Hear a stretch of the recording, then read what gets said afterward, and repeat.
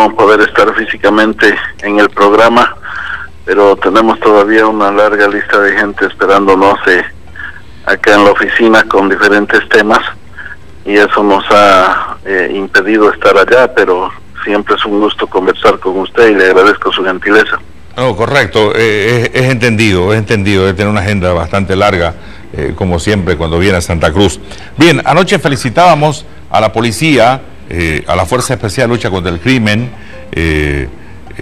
a la Policía Departamental, Nacional, a su ministerio también, por este trabajo que de alguna manera también pudimos contribuir con un grano de arena cuando el año 2012-2013 Santa Cruz se puso en zozobra con estos secuestros express, y ahora con la extradición de este colombiano prácticamente se va cerrando este círculo y se le demuestra al delincuente que cuando hace daño a la sociedad va a tener su pena, doctor Romero.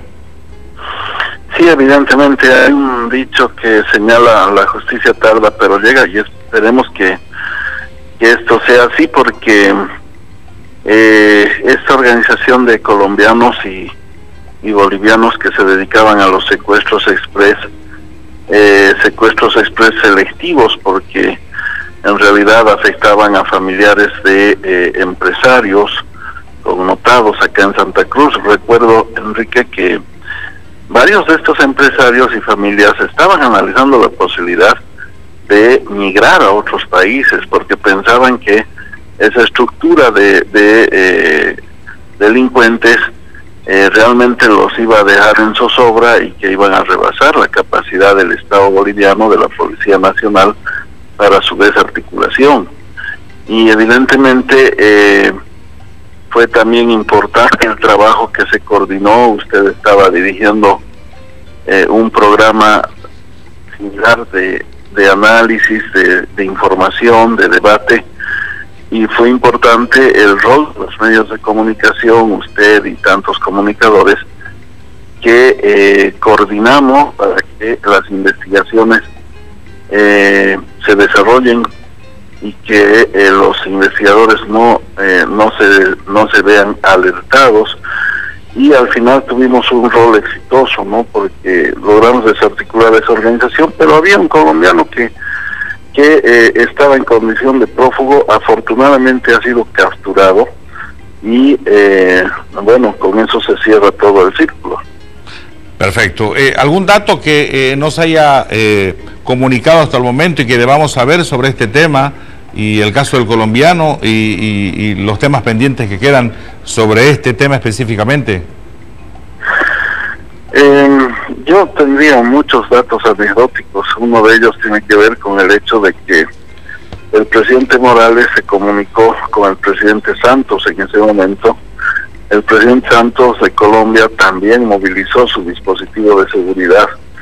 Nosotros mandamos un investigador de élite a Colombia, al que le dieron todas las facilidades. El general Telles, en ese momento era coronel Telles, luego el coronel Telles se volvió comandante general de la Policía Nacional.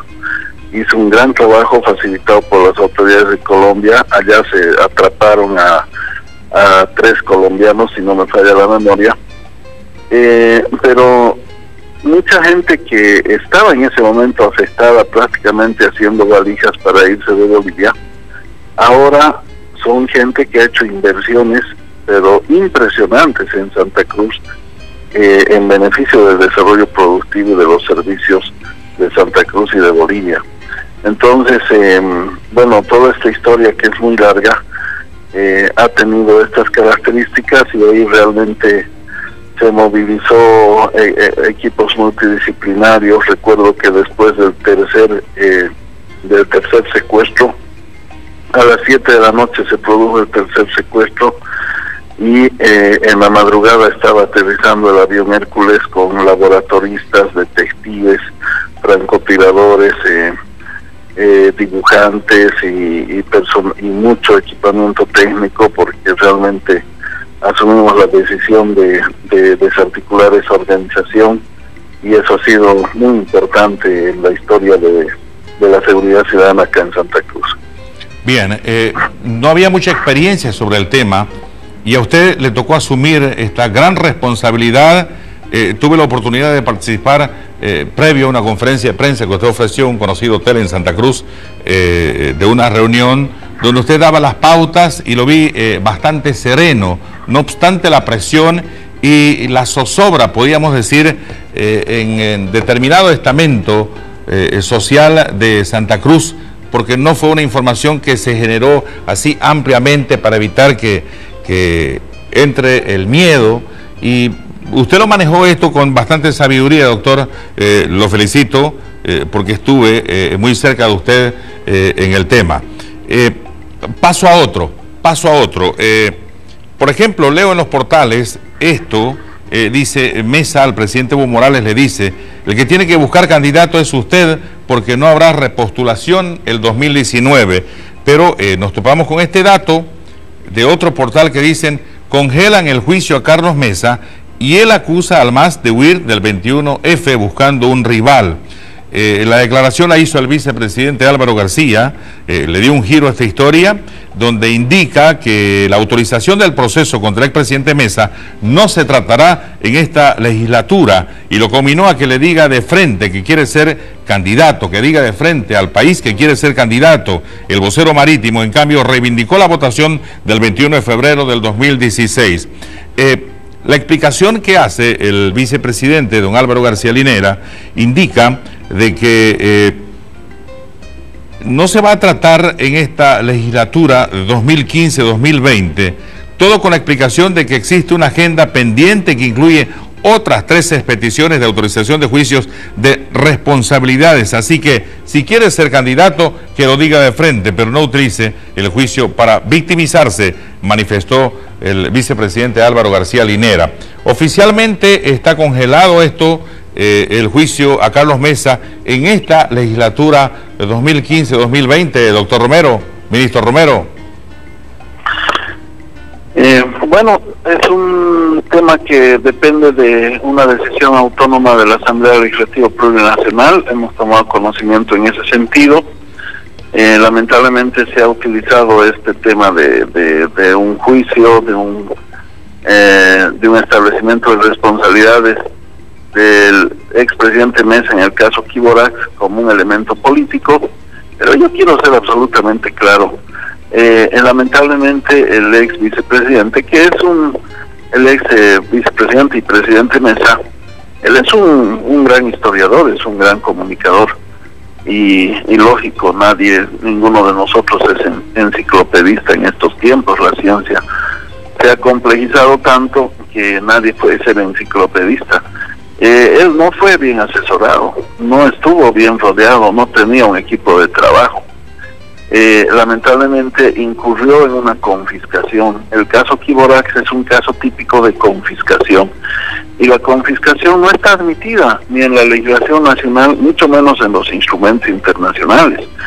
Entonces, eso no es algo que nos hemos inventado, eso es algo que ha sucedido en la realidad, objetivamente.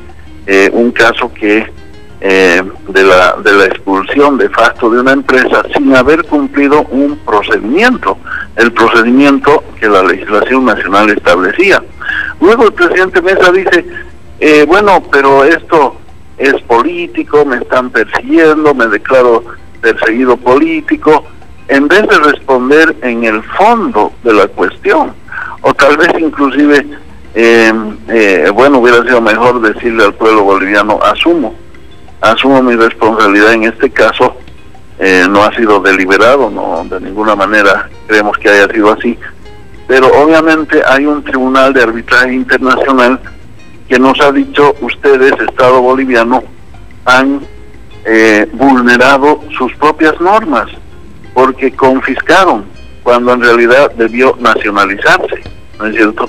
Entonces, más allá de esto, el ex presidente Mesa ha estado activo, y eso nos alegra, tiene derecho a hacerlo, y si él quiere ser candidato, pues bienvenido, ¿no? Bienvenido, porque esas son las reglas de la democracia. Ahora, que no se victimice y que no entienda él que esto ha sido deliberado, preparado, en absoluto, ¿no es cierto? El caso Quiborax es un caso que precede al gobierno del Movimiento al Socialismo, se ha presentado de esta manera, Y bueno, si la agenda legislativa no va a incorporarlo por ahora, como ha explicado el vicepresidente Álvaro García, pues tanto mejor para el señor Mesa, ¿no es cierto? Ahí se espantan cualquier tipo de fantasmas acerca de una supuesta persecución hacia su persona. Bien, entonces confirmado, primero la palabra del vicepresidente don Álvaro García Linera, quien anunció que la autorización para el juicio de responsabilidades contra el exmandatario Carlos Mesa y vocero de la causa marítima no se tratará en lo que resta de la presente legislatura 2015-2020. Estaba creciendo mucho él como un potable candidato que nunca dijo, no, definitivo, no voy a hacer, dijo, no descarto en algún momento cuando se sintió apretado, manifestó don Carlos Mesa, que lo vemos al centro de la pantalla de Bolivia TV, doctor Romero. Bueno, Enrique, nosotros no somos quienes para definir si nos incomoda uno u otro candidato. Es decir, Carlos Mesa es una persona que tiene una visión de la realidad nacional, tiene una experiencia y tiene unos resultados acumulados que forman parte del juicio de la historia, ¿no es cierto? Él en su momento no se animó a nacionalizar el gas y convocar la Asamblea Constituyente. Si lo hubiera hecho, no sería presidente Evo Morales en este momento. Seguiría siendo presidente Carlos Mesa, pero no lo hizo. No tuvo la capacidad de lectura del curso de la historia. Carlos Mesa no entiende que el sistema político de partidos fue desplazado en Bolivia. Él, de alguna manera, formó parte del sistema político tradicional y no entiende que los movimientos sociales, con una perspectiva estructural, modificaron sustantivamente el sistema político. Pero bueno, él tiene una visión, nosotros la respetamos. Si él quiere ser candidato, bienvenido. Si la derecha quiere unificarse en torno a su candidatura, bienvenido. Si van a ir en 2 o 3 candidaturas, es parte del juego democrático. Nosotros tenemos una perspectiva clara. Nuestra perspectiva es la agenda patriótica, nuestra perspectiva es cumplir unos objetivos históricos. Y para cumplir esos objetivos históricos, nuestro medio es la reproducción de Evo Morales en la presidencia del Estado. Ahora, al margen de eso, en función de ese tablero político, las movidas que pueda hacer la oposición, si es Carlos Mesa el que vamos a tener al frente, unificando a toda la oposición, pues bienvenido, ¿no es cierto? No es algo que, reitero, el movimiento al socialismo quiera predefinirlo o no. Nosotros estamos dispuestos a enfrentar al candidato o los candidatos que se presenten. Bien, a ver, tengo 3 puntos así de manera específica, por su tiempo principalmente, y vamos cerrando, y agradecerle de antemano su amabilidad por atender a nuestra producción, gran audiencia ya, diversos portales están tomando nota y sacando avances en Twitter y también en Facebook, en las cuentas de Facebook, sobre lo que usted está manifestando en este momento. Sobre este tema de candidaturas, don Gringo González, el presidente de la Cámara de Senadores de nuestro país, asegura que el presidente Evo Morales y don Álvaro García Linera están habilitados para postular. Esto ya es un hecho, doctor Romero. Le pregunto porque usted es un ministro muy importante en la estructura del gabinete del presidente Evo Morales y su palabra tiene consecuencia. Esto ya está confirmado, no espera ninguna ratificación de alguna parte. Hemos escuchado a un magistrado que decía no, y también al expresidente del Tribunal Supremo Electoral, el doctor Wilfredo Bando, que dijo es imposible que él pueda quedar descalificado. ¿Este binomio ya está confirmado para el 2019, doctor Romero? Y yo asumo que prácticamente eso es así. Podrá haber tal vez algún mecanismo de legitimación interna, pero desde el punto de vista del derecho, si hay una instancia como es el Tribunal Constitucional, que es una instancia de control de constitucionalidad, no hay otra instancia por encima de esta entidad, ¿no es cierto?, que ha habilitado la candidatura. si hay una jurisprudencia internacional, entonces desde el punto de vista jurídico diríamos el tema está zanjado. Desde el punto de vista político, Evo Morales pues es el cohesionador, el articulador de los movimientos sociales, y si hay un mecanismo de legitimación interna, de verificación de legitimación interna o no, eso se verá más adelante, pero en perspectiva, obviamente que Evo Morales es un liderazgo de un ciclo histórico en Bolivia, y es un ciclo histórico que está en curso. Más allá de las razones jurídicas y políticas, desde el punto de vista sociológico, Evo Morales es todavía necesario para garantizar el cohesionamiento de la estructura social de Bolivia, la unidad del campo y la ciudad, la unidad del oriente y del occidente, la unidad de la clase media con los sectores obreros e indígenas campesinos, y es su liderazgo todavía necesario e imprescindible para el cumplimiento de la agenda patriótica, que es la que consolidará el gran salto a la etapa de la industrialización y la universalización de los servicios en favor de la población. Entonces, desde ese punto de vista, nosotros entendemos que estratégicamente para el país, Evo Morales responde a, como dirían los sociólogos, a una necesidad histórica.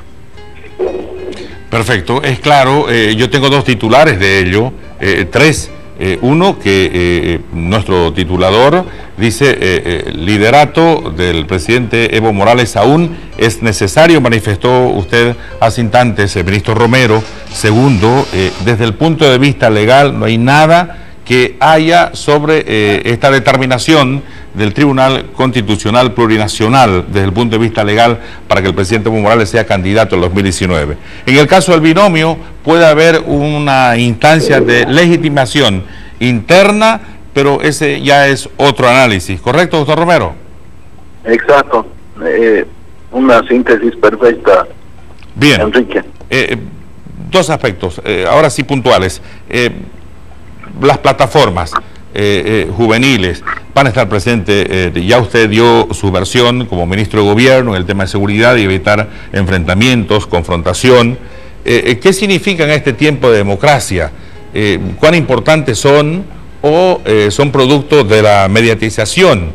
Porque tienen bastante acceso a diversos medios de comunicación, la mayoría, ¿no? ¿Qué importancia le da usted a las plataformas desde el punto de vista democrático? Mira, Enrique, yo pienso que las plataformas son una nueva modalidad organizativa, fundamentalmente de algunos sectores de clase media. Normalmente en el país hemos visto dos formas de organización tradicional: la organización territorial y la organización corporativa. Las plataformas un poco rompen ese esquema. No son una invención del último tiempo. En el proceso de cambio se han acuñado las plataformas en realidad, por eso existen la organización Juana Zurduy de Padilla, por eso existe Columna Sur, por eso existe Rebeldía Popular, por eso existen tantas expresiones de jóvenes, por ejemplo. Es decir, las plataformas son más bien una construcción organizativa dentro del proceso de cambio. Lo que está sucediendo ahora es que hay otro tipo de plataformas que se están empezando a organizar desde el lado de la oposición, ¿no es cierto? Porque son plataformas de oposición al proceso de cambio. Llámese porque reivindican el 21F, porque se dicen ambientalistas y están en contra de una supuesta economía extractiva que representaría el gobierno. Por cualquiera de las razones, son plataformas que han ido surgiendo en el último tiempo en el seno de la oposición política. Y son plataformas que tienen una limitación y un desafío. La limitación que tiene es que han nacido en la cuna de la oposición, de la derecha. ¿No es cierto? Su desafío es demostrar si realmente ellos son unos resabios, son qué sé yo, los hijos de la derecha, la nueva generación de la derecha, algunos reciclados porque han sido funcionarios públicos en el gobiernos neoliberales, algunos han sido candidatos en los partidos de derecha tradicional, ¿no es cierto? Ahora se presentan como independientes, pero es muy fácil verificar su militancia anterior. Entonces, ese es el desafío que tienen. Ahora, es una buena manera de movilizar las ideas democráticamente. Para nosotros las plataformas no son incómodas. Las plataformas nos gritan 21F, 21F, Bolivia dijo no. Quisiéramos que las plataformas debatan programáticamente con nosotros, porque ¿qué es lo que le hace bien a una democracia? La confrontación de ideas, no la confrontación de monosílabos, ¿no es cierto? Porque si reducimos la política a la verbalización de los monosílabos, entonces la estaríamos vaciando de contenido programático y estratégico. Desde ese punto de vista, las plataformas son bienvenidas como parte de la dinámica democrática, pero reitero, tienen el desafío de demostrarnos si realmente son independientes de la derecha o son nomás una suerte de reciclaje de la derecha tradicional que aparecen disfrazadas de expresiones espontáneas de clase media urbana. Eso con lo que usted manifestó a lo último, y lo hizo hace un par de minutos cuando empezamos a hablar del tema, dice usted, es un reciclaje de la clase media. Segundo, es una extensión también de la política tradicional que ha encontrado en ellos cierto eco en la sociedad, pero dice, para nosotros no son incómodas, porque son la suma de monosílabos, 21F, Bolivia dijo no y se acabó el cuento. Manifiesta usted, doctor Romero. Sí, bueno, de una parte de la clase media tendríamos que decir, ¿no es cierto? Porque, Enrique, yo soy clase media, la mayoría del país en este momento es clase media, la mayoría de la militancia en el proceso de cambio es clase media. Hace algunos años atrás la mayoría era indígena, pero 200.000 personas se han inserto a la clase media promedialmente cada año en Bolivia en los últimos 12 años. Entonces, lógicamente que la clase media ahora somos mayoría, y la clase media mayoritariamente estamos con el MAS, con el proceso de cambio, pero hay un sector de clase media de derecha, digamos conservadora, reciclada en plataformas ciudadanas ante la imposibilidad o de presentarse con sus verdaderas raíces. No puedo meter a todos en una sola bolsa, pero básicamente la mayor parte de estas plataformas ciudadanas que se presentan así son gente que, reitero, ha nacido en la cuna de la derecha, ¿no es cierto? Un poco aparecen ahora como militantes vergonzantes de la derecha. ¿Por qué vergonzantes? Porque se camuflan de expresiones ciudadanas apolíticas, inclusive independientes, ¿no es cierto? Por eso vergonzantes, tienen vergüenza un poco de asumir su verdadera raíz, que es la derecha. Pero puede ser que no sea el caso de absolutamente todas esas plataformas, puede ser algunas que tienen una cierta legitimidad, aunque en su mayoría las que aparecen visibilizadas mediáticamente tienen nomás raíces en la derecha, y lo podemos demostrar fácilmente. Bueno, y con esto cierro, si bien es un tema personal, pero de todas maneras no deja de sorprender, de llamar la atención y de preocupar. Don Mario Cronenbol, alcalde de Guarnes, de emergencia a Brasil para una cirugía, dice un portal.